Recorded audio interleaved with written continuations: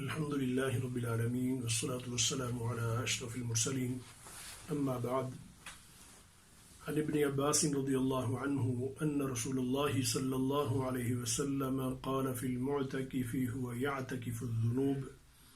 ويجرى له من الحسنات كعامل الحسنات كلها أو كما قال عليه الصلاة والسلام رواہ ابن ماجہ۔ معزز سامعین و ناظرین گرامی، آج کی ہماری یہ نشست رمضان المبارک کے آخری عشرے کے اعتکاف سے متعلق ہے۔ اللہ تعالیٰ کے وہ خوش نصیب بندے جنہیں اللہ تعالیٰ اس عشرے میں اعتکاف کی سعادت سے نوازتے ہیں، ان کے اعتکاف کا مقصد کیا ہونا چاہیے؟ اللہ تعالیٰ نے یہ عظیم عبادت کیوں اور کس مقصد کے لیے اپنے بندوں کو عطا فرمائی، اور پھر ہمارے نبی محترم صلی اللہ علیہ وسلم نے اپنی زندگی کے معمولات میں اسے اس طریقے سے اتنے اہتمام کے ساتھ اور عمل مسلسل کے طور پر کیوں شامل فرمایا؟ تو حاضرین گرامی، جب ہم دیکھتے ہیں اپنے نبی پاک صلی اللہ علیہ وسلم کو، جس طرح کہ سیدہ عائشہ رضی اللہ تعالی عنہ بیان کرتی ہیں کہ نبی اکرم صلی اللہ علیہ وسلم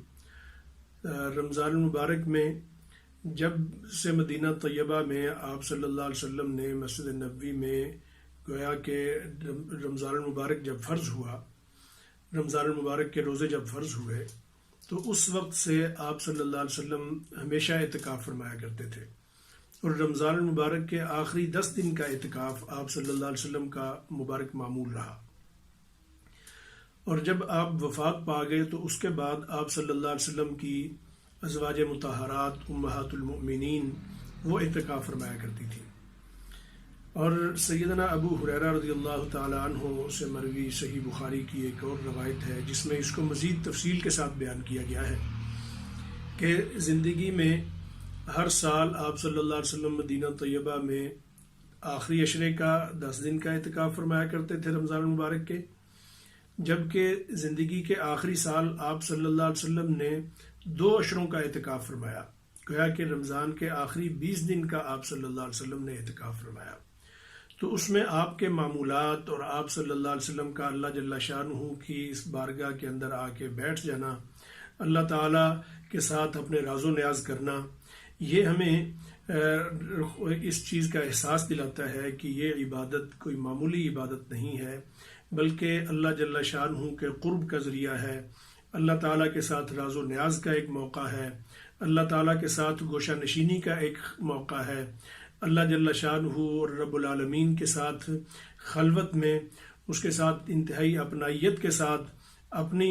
وہ ساری ہی ضروریات اور اپنی وہ ساری ہی احتیاجیں جو انسان زندگی کے ہر مرحلے میں محسوس کر رہا ہوتا ہے، ان کو پورا کروا لینے کا اور اپنے رب کا قرب حاصل کر لینے کا یہ اہم موقع ہے۔ اس کے ساتھ ساتھ باہر کی جو معاشرے کی آفات اور بلیات اور کئی طرح کے ایسے مصائب اور مشکلات ہیں کہ جن میں انسان گھرا رہتا ہے اور اپنی پوری کوشش کے باوجود بعض اوقات ان میں اپنے آپ کو آلودہ کر بیٹھتا ہے، یا وہ شرور انسان پر اپنے اثرات مرتب کرتے رہتے ہیں، اور اس کی جو روحانی قوت ہے اس میں بعض اوقات مخل ہوتے ہیں، اللہ جل شانہ کے ساتھ جو انسان کا تعلق ہے اس میں بعض اوقات مخل ہو جاتے ہیں۔ تو ان تمام شرور سے بچ کے اپنے آپ کو اللہ جل شانہ کے حصار میں اور اللہ تعالیٰ کی پناہ میں لے آنے کا نام گویا کہ یہ اعتکاف ہے۔ تو آج کی اگر اصطلاح میں ہم اسے دیکھیں کہ یعنی ایک کووڈ-19 کے اس عرصے میں اپنے آپ کو جو آئسولیٹ کیا جاتا ہے اور باہر کے ساری وبا سے اور ہر طرح کے جراثیموں سے، وائرس سے اپنے آپ کو محفوظ کرنے کے لیے اپنے گھر کے اندر محدود کر لیا جاتا ہے، جہاں اس کے لیے امن کا ماحول ہے، جہاں اس کے لیے حفاظت کا ماحول ہے، تو اس ماحول میں اپنے آپ کو جس طریقے سے لے آتا ہے اور باہر کے شر سے اپنے آپ کو بچا لیتا ہے، تو اس سے گویا کہ ایک بہت بڑے تصور کے ساتھ انسان اپنے آپ کو باہر کے شرور اور فتنوں اور مصائب سے اپنے آپ کو آئسولیٹ کر لیتا ہے اللہ جل شانہ کی بارگاہ میں، جہاں نبی اکرم صلی اللہ علیہ وسلم کے اس مبارک فرمان کے مطابق جو میں نے آپ کے سامنے شروع میں پڑھا ہے، آپ صلی اللہ علیہ وسلم نے فرمایا یعتکف الذنوب، کہ وہ شخص گویا کہ جو اعتکاف کرتا ہے وہ اپنے آپ کو گناہوں سے بچا لیتا ہے، گناہوں سے اپنی حفاظت کر لیتا ہے، اور اپنے آپ کو بچا کے وہ مستقل ایک حصار اور قلعے میں آ گیا، اللہ تعالیٰ کی بارگاہ میں آ گیا۔ اب یہاں اس کے پاس مواقع ہیں، ایک تو اسی حدیث مبارکہ کا بعد والا حصہ کہ جس میں آپ صلی اللہ علیہ وسلم نے ایسے شخص کے لیے جو اعتکاف میں آیا ہے ایک بہت بڑی خوشخبری ارشاد فرمائی ہے۔ ایک تو یہ کہ وہ اللہ تعالیٰ کی پناہ میں آ گیا، اللہ تعالیٰ کی حفاظت میں آ گیا، اپنے رب کے قرب میں آ گیا، اور ساتھ ہی ساتھ یہ کہ وہ باہر کے جتنے بھی وہ نیک اعمال وہ اعتکاف کے علاوہ کے دنوں میں کیا کرتا تھا، کسی کے ساتھ کوئی خیر خواہی، بھلائی، ہمدردی کی بات کیا کرتا تھا، اور کہیں کسی مسکین کو، کسی ضرورت مند کو کوئی کھانا کھلاتا تھا، اس کو کوئی تعاون اس کے ساتھ کرتا تھا، کسی کو اچھائی اور خیر کی کوئی بات بتاتا تھا۔ یہ مواقع ابھی اعتکاف کے دنوں میں اس کے پاس موجود نہیں ہیں، لیکن باہر جہاں بھی اس طرح کا کوئی موقع آتا ہے اور اس کی جو حسرت ہوتی ہے اس کے مطابق اللہ جل شانہ اس کے نامہ اعمال میں اجر اور نامہ اعمال میں اللہ تعالیٰ اپنی طرف سے نیکیوں کی صورت میں اضافہ فرما دیتے ہیں۔ اور کئی طرح کے ایسے کام معاشرے کے اندر چل رہے ہوتے ہیں جن میں یہ چاہ رہا ہوتا ہے کہ میں شریک ہوں، لیکن اعتکاف کی وجہ سے نہیں جاتا اس نیکی کے کام میں، تو اللہ تعالیٰ اس کا بھی اجر اس کو عطا فرما دیتے ہیں۔ ساتھ ہی ساتھ اس حدیث مبارکہ سے یہ بھی پتہ چلتا ہے کہ جو اعمال اعتکاف میں آ جانے کے بعد، اعتکاف مستقل ایک عبادت ہے اور اللہ تعالیٰ کے ہاں اجر کا ذریعہ ہے، تو اعتکاف میں آ جانے کے بعد جو باقی جو نیک اعمال کر رہا ہے، نماز ہے، اسی طریقے سے قرآن مجید کی تلاوت ہے، اذکار اور تسبیحات ہیں، اللہ تعالیٰ کو یاد کرنا ہے، لوگوں کو وہاں بیٹھ کے دین کی دعوت دینا اور نیکی اور بھلائی کی بات بتانا ہے، تو یہ بھی اس کے نام اعمال میں اضافی گویا کہ اجر کا ذریعہ بنتے رہتے ہیں، جبکہ وہ تو صبح سے شام تک اور دن سے رات تک پورے 10 دن کے لیے وہ اللہ تعالیٰ کے ہاں ایسے مقام پر ہے کہ جہاں فرشتے اس کے نامہ اعمال کے اندر نیکیاں اور اس کے درجات کی بلندی لکھتے جا رہے ہیں۔ تو ایسے میں اسے باقی سارے اعمال اب اپنے گھر میں اگر موجود ہے یا اپنے معاشرے میں موجود ہے تو نماز کے لیے آتا ہے تو نماز کا اجر ملتا ہے، باہر چلا جاتا ہے اپنے کاموں میں مشغول ہو جاتا ہے،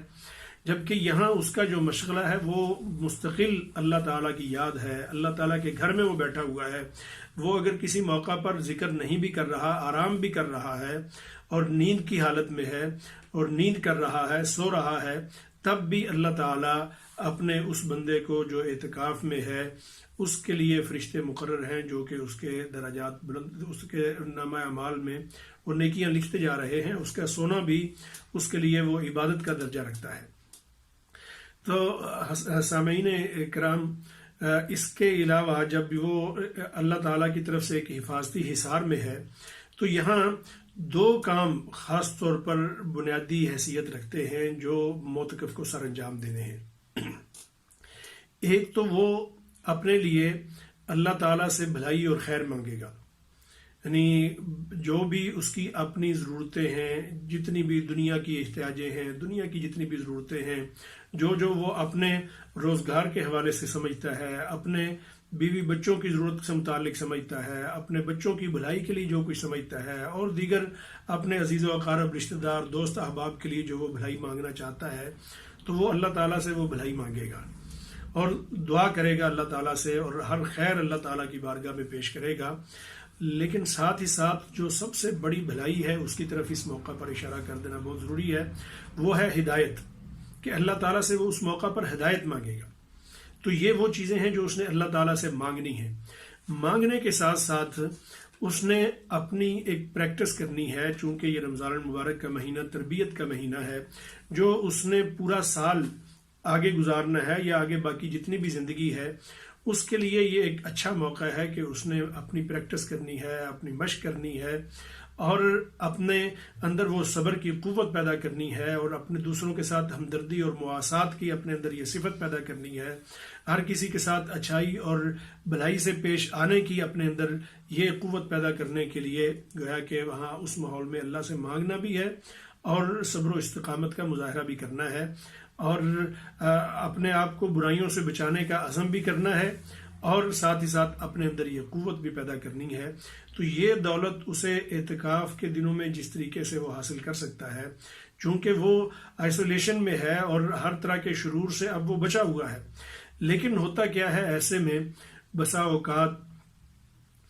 کچھ نوجوان اکٹھے ہوتے ہیں مسجدوں میں، اگر اعتکاف میں ہے، خاص طور پہ جو بڑی مساجد ہیں ان میں بعض نوجوان اپنے دوست احباب جو باہر سے جن کے ساتھ ان کا رابطہ ہوتا ہے انہیں بلوا لیتے ہیں اور مختلف قسم کی ریفریشمنٹیں شروع کر دیتے ہیں، یا فضول قسم کی ایسی لغویات میں وہ لگ جاتے ہیں جو کہ نہ صرف یہ کہ اعتکاف میں جائز نہیں ہے بلکہ اعتکاف کے منافی ہے۔ اور اگر یہ کہا جائے کہ اللہ جل شانہ کہ ہاں یہ کسی جرم سے کم نہیں ہے تو یہ زیادہ حقیقت کے قریب ہوگا کہ انہیں اس موقع پر اس طرح کا کوئی بھی ایسا ماحول بنانے کی بجائے جو اعتکاف کے منافی ہے، جو اعتکاف میں جائز نہیں ہے، تو اس سے اپنے آپ کو بچا کے رکھنا، اور جو باہر کے ماحول کے اندر برائیاں ہیں ان سے بچنے کے لیے اپنے اندر عزم پیدا کر کے جانا، اور پھر جب اپنے اس ماحول سے وہ نکلتے ہیں اعتکاف سے تو نکلتے ہوئے اسی جذبے کے ساتھ اپنے زندگی کے وہ تمام معمولات جاری رکھیں کہ جو انہوں نے اعتکاف میں سیکھے ہیں۔ اللہ جل شانہ کی بارگاہ میں دعا ہے کہ اللہ تعالیٰ اس اعتکاف کو باعث سعادت اور باعث برکت بنائے، اور جن نیک جذبات کے ساتھ اپنے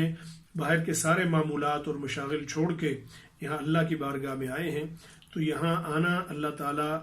ہر قدم پہ اللہ تعالیٰ اسے قبول بھی فرمائے اور باعث برکت بھی فرمائے، اور باہر کے شرور اور آفات سے ہمیشہ ہمیشہ بچنے کا اللہ تعالیٰ اسے ذریعہ بھی بنائے۔ ربنا تقبل منا انك انت السميع العليم وتب علينا انك انت التواب الرحيم۔